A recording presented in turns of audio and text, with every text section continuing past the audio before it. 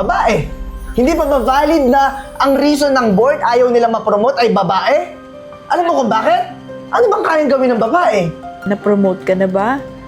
Oo nga, na-promote ako. Yung sahod ko, triple na ng sahod ko ngayon. Pag babae ba, ganyan talaga? Medyo makupad? Pasensya na po, nag-set up pa po kasi ako dito eh. Ano pa nga bang i-expect ko? Ganyan katulad mo mga babae, mga maliliit talaga yung utak.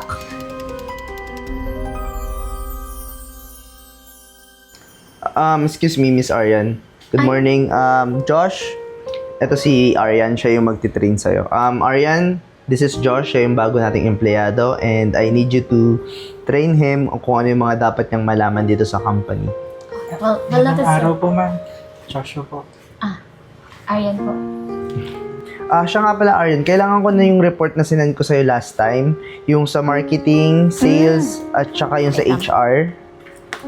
Yung sa accounting din pala. Ito po, ano dyan? Accounting. Accounting. Ito po yung mga financial Okay. reports. Yung sa billing. Ito. Nandito na po lahat, sir. Sama-sama na po yung mga reports. Kailangan ko rin pala yung sa inventory. Natapos mo na rin Andiyan ba na yun? po, magkakasama po sila. Lahat? Yes po. Ng mga binanggit ko? Sure ka? Opo, double check niyo po. Sige, I trust you naman eh. Pero, bilis Siyempre, ha? Kailangan ko pong galingan kasi diba po running for promotion na ako. Yun po yung sabi ng CEO natin. Oo, kasi wala nang option. Ikaw na lang yung natitirang pioneer ngayon dito sa company. Pero, do you really expect na mapropromote ka? Yes po, kasi ginagawa ko na po yung trabaho ko ng maayos. On time naman po lahat ng mga kailangan niyo sinasabit ko. Oh, but Parang, aren't you hesitant na mapopromote ka kasi babae ka? I mean, don't get me wrong, Ariana, I'm sorry. I'm not discriminating anyone or women, pero males kasi, lalaki, mas functional, mas magaling, mas consistent. Yung mga babae kasi medyo complicated tayo sa mga bagay, lalo na pagka may mga iba tayong kailangan, especially sa mga meeting, presentation. sir, wag niyo naman po general kasi iba-iba. No, I'm not generalizing things naman, Arian. I'm just stating the fact na mas magaling ang mga lalaki when it comes to job. That's why we hired Josh for you to train him na mas lalo siyang gumaling. And I expect so much kay Josh kasi ang ganda ng credentials niya. Okay, sir. Yeah, I have to go. Josh, you can reach out anytime to Arian. Arian, Yes, sir. Salamat po, sir. Tara, turuan kita. Sige po. Ma, tayo ka muna. Inom ka pa ng gamot.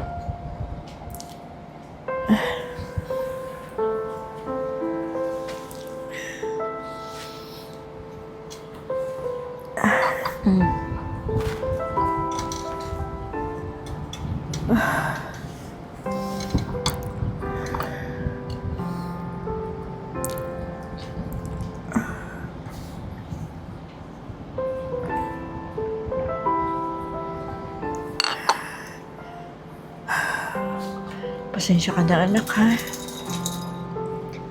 Alam ko, na pagod ka na din sa trabaho. Tapos pagdating dito, asikasuhin mo pa ako. Para tuloy tingin ko, pabigat na ako sa'yo, anak. Ano ka ba naman, ma? Huwag mong isipin yun. Hindi ka pabigat. Tsaka ginagawa ko lang naman yung responsibilidad ko sa'yo eh. Sino pa ba tutulong sa'yo? Ako lang naman. Wala ka naman ibang anak. Tsaka, tinaguyod mo ako nung nawala si Papa. So, ito na yung chance ko para bumawi sa lahat ng mga sakripisyo mo. Pero hindi ganito yung gusto ko. Gusto ko matulungan pa kita. Makakilos pa ako. Hindi yung ganito na lahat iaasa ko na lang sa'yo. Pati pag inom ko ng gamot, ikaw pa din. Huwag mo isipin yun, ma. May good news ako. Alam mo bang malapit na ako ma-promote? At pag na-promote ako, doble, triple yung sahod ko. So, mapapagamot na kita. Diba? At least, kahit papano, umigi-igi yung pakiramdam mo. Salamat, anak. Ka na umiyak, ma. Okay lang yun. Hindi ako mapapagod alagaan ka. Hindi ko na kasi alam ang iisipin ko paano ako makakaalis sa ganitong sitwasyon. para makatulong sa'yo. Konting tiis na lang, ma. May awang Diyos. Sir, pinatawag niyo daw po ako. Yes, Arian. Alam mo, sobrang impressed ako sa'yo. Galing-galing ng mga performance mo. Tsaka today, i-announce ko na yung promotion. Ay, talaga po. Ngayon araw na po yun. Yes! Today is the big day. You know what? Kinausap ko yung board and lahat sila nag-agree dun sa proposal na binigay ko sa kanila kung sino ang dapat ma-promote kasi sobrang ganda ng performance, consistent, magaling, talagang deserve ng taong ito ang promotion. Sige po, sir. Excited na po ako. Sino po kaya yun? Josh?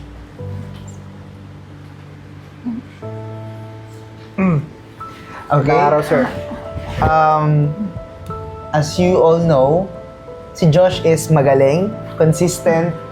Kahit bago pa lang siya, pinakita niya sa atin kung gaano kaganda yung records ng numbers na pwede niyang i-provide dito sa company. At saka, Josh, congratulations. Maraming salamat po, sir. You got the promotion. Ikaw na ang bagong general manager. Sir, teka lang naman po. Bakit po si Josh? Di ba kabago-bago lang nito? Under nga siya sa training ko tapos siya yung mapapromote.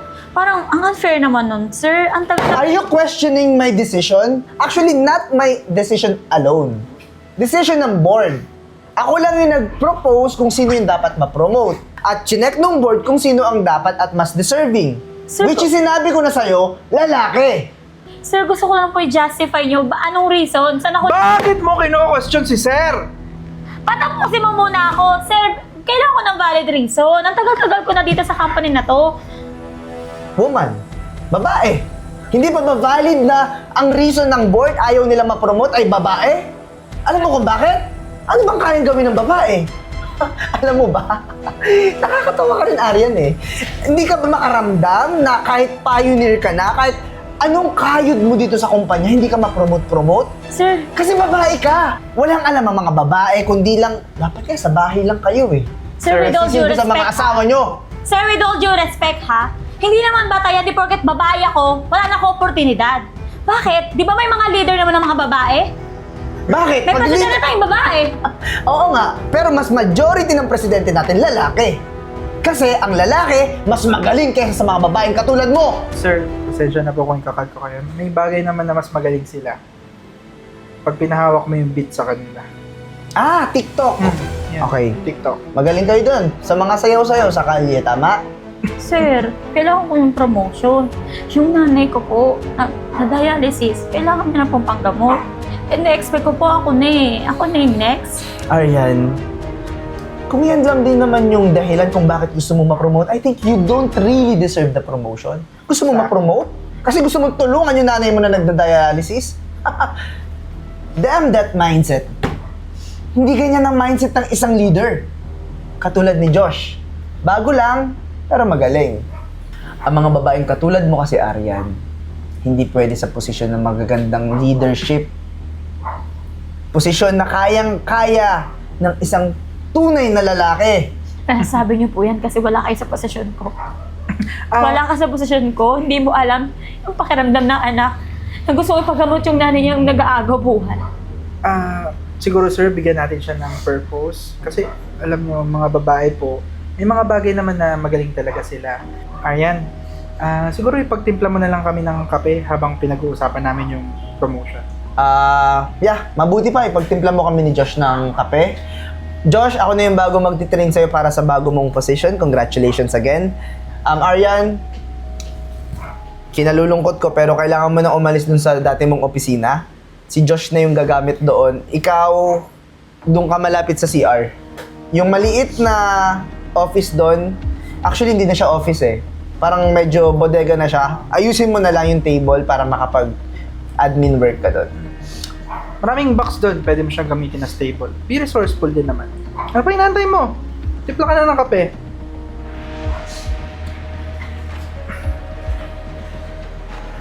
Sir, pare, Pre, sabi ko naman sa'yo, Maraming kaya salamat. kitang ipasok dito eh. syempre, mamaya, gimmick tayo, sagot ko. Eh, huwag mo sasabihin sa misis ko. Sagot mo to, pre. Board meeting na lang sabihin natin. Oh, sige. Basta meron ka ng babae na dalawa sa akin, ah. Sige sir, walang problema. Okay. Okay tayo dyan. Sige sir. Ako nang isisend ko, ako nang gagawa ng ibang trabaho, isisend ko sa'yo. Pakita Sige ko na po. madali lang yun. Sige po. G. Hello, ma. O anak, na-receive ko kasi yung text mo kanina. Sabi mo, ngayon yung promotion. Kumusta na ba? Na-promote ka na ba? Oo nga, na-promote ako. Yung sahod ko, triple na ng sahod ko ngayon. Man, proud na proud ako sa'yo, anak. Thank you, ma. Papapagamot na kita. Wala ka na ibang iintindihin, kundi magpagaling. Naintindihan mo, ma? Oo, pero pag ganyan, kahit sabihin mo na malaki yung sahod mo, huwag laging iisipin mo ako. Kailangan mag-ipon ka para sa sarili mo. Ako, Arian, matanda na. Tanggap ko na kung ano man. Ang intindihin mo, ikaw. Basta tandaan mo, anak. Tuwa ako para sa'yo. Proud na proud ako para sa'yo. Hindi, ma. Huwag mong isipin yun. Hindi naman mahalaga sa akin yung yung paggagala. Kaya nga ako nagtatrabaho di ba? Kinagalingan ko sa trabaho para mabigay ko yung mga pangangailangan mo. Para papagamot kita. Gusto ko lang naman gumaling ka Yun lang. Basta natutuwa ako sa'yo. Sige, ingat ka dyan. At baka naaabala kita. Dito na Sige. tayo magkwentuhan pagdating. Sige, ma. Uwi ako mamaya. Celebrate tayo. Ingat ka pa uwi.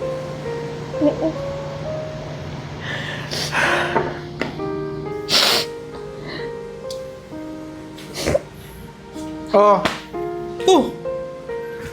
nangyari sa'yo? Sir. Titimpla ka lang namin ng kape, naiyak ka na. Hindi po. May tumawag lang.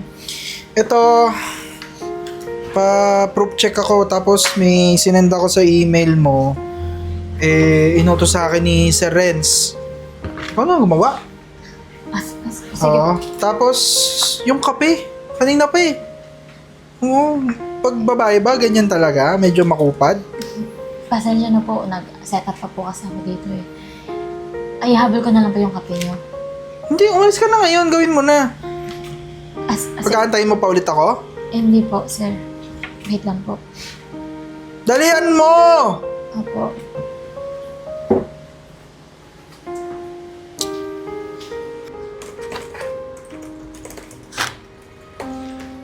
Excuse me. Ay, yes po. Pwede magtanong saan dito banda yung CEO sa office? Diretso niyo po yung hallway na yan. Dun sa kanang room. Yun po yung CES office. Okay. Thank you. Pero- Welcome po. Teka lang, pwede ba kitang matanong? Ay, ano po yun? Dito ka rin ba nagtatrabaho? Opo, dito po ako nagtatrabaho. Pero, malawak naman yung space. Bakit ka dito nakapwesto? Pinalipat po ako ng boss ko. Dito daw po sa pwesto na to. Okay. Ganun ba? Opo. Ano palang pangalan mo? Ako po si Arian. Arian Kilatan po. Kayo po? Arian Kilatan. Yes po. I'm Eden. Hello. Nice to meet you po, Miss Eden. Yeah. Actually, nabanggit ka sa akin ni Papa bago siya mamatay. Papa niyo po? Oo. Yung Papa ko. Yung CEO dati dito. Kayo po yung anak? Oo. Nagtataka lang ako. Kasi, bakit ka nandito? Sinabi naman ng papa ko na based din sa ni-review ko yung performance mo dito sa company niya, napakaganda. Paano ka napwesto dito? Sabi po kasi ng boss ko, yung mga babaeng kagaya ko, dito lang daw po nalalapit sa sulok. Sigurado ka ba? Sinabi niya yun? Yes, opo. Okay. Sige. Sumama ka sa akin ngayon. Kasi ngayon na po. Tara. Sige po.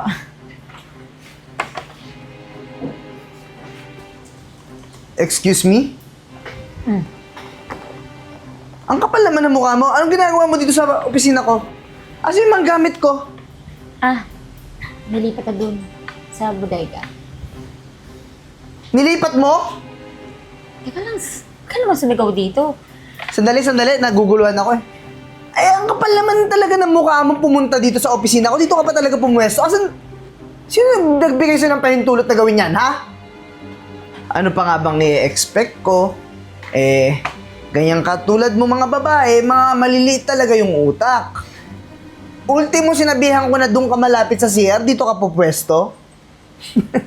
Sino namang tangang nag-utos sa'yo, ha? Sige nga, Aber. Ano? Excuse me. Ako, bakit? May problema? Miss Eden. Good morning, Miss Eden. Yeah. Anak po kayo ng CEO, right? Oo, ako nga. It means, andito na po kayo. Kayo na po yung magiging bagong CEO ng company, right? Tama. And nga pala, sa pagkakaalam ko, nag-promote ka ng ibang tao? Josh. Si Josh po yung bagong na-promote na general manager kasi si Josh po is magaling kahit na short period of time pa lang siya dito sa company and nag-approve po yung mga board din doon. Oo. Nag-promote ka ng trainee pa lang? Yung 5 days pa lang siya dito? Tapos,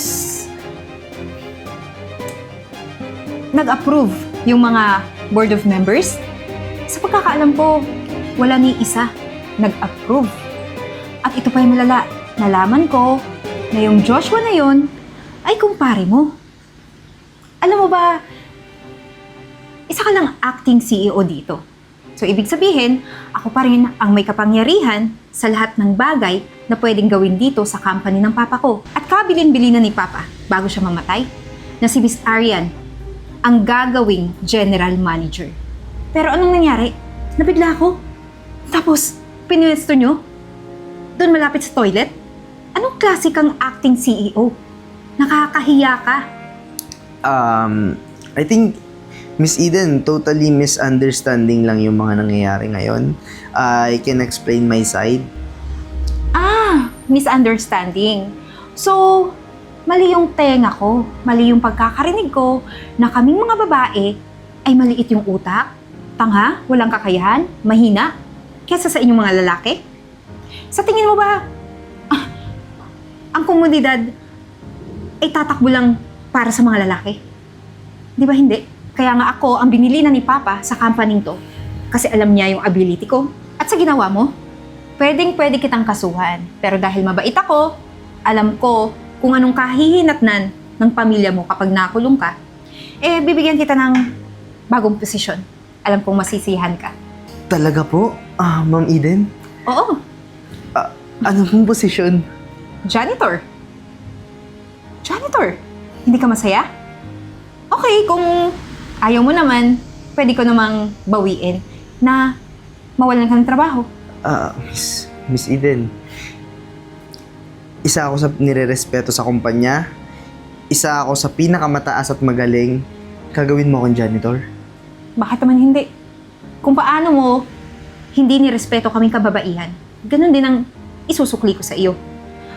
Kaya, kung ayaw mo, mabilis naman ako. Hindi po. Tatanggapin ko po yung posisyon.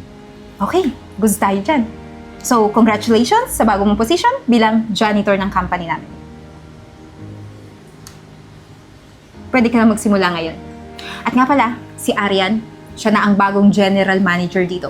At yung kumpare mo, ipapasiba ko na rin. Nga pala, uniform mo, nasa bodega, kunin mo, at doon ang pwesto mo. Maraming salamat po, Miss Eden. Walang anuman. Okay, go to your work.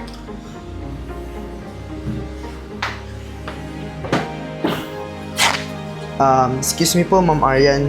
Yung Ito ba yung coffee? coffee niya po. Thank you, Renz. Renz, di ba sabi ko no sugar? Oo nga pala, sorry. Sorry, Miss Arian, nakalimutan ko. Miss Arian, gusto ko na rin sanang kunin yung opportunity na to para humingi ng pasensya at sorry sa mga nasabi ko sa inyo noon. Kasi napansin ko simula nung kayo na yung namahala, ang laki nung in-improve ng company. Mas lalo pang lumakas yung mga investors at saka yung sales. Di ba sabi ko nga, kahit dati pa, wala naman ako ibang hangad kundi mapaganda tong company eh. Pasensya Ikaw na lang kayo naman kung yung minaliit. nagmamaliit sa mga babae na kagaya ko. Yun nga po eh. Masyado akong mataas yung tingin sa sarili ko. Tsaka sa mga kalalakihan. Sorry kung minaliit ko yung pagkababae. Okay na yun. Tapos na yun. As long as na-realize mo mali ang mga ginawa mo. Okay na. Salamat po, Ma'am Arian. Go po. Ayusin ko na lang po. Sige, salamat.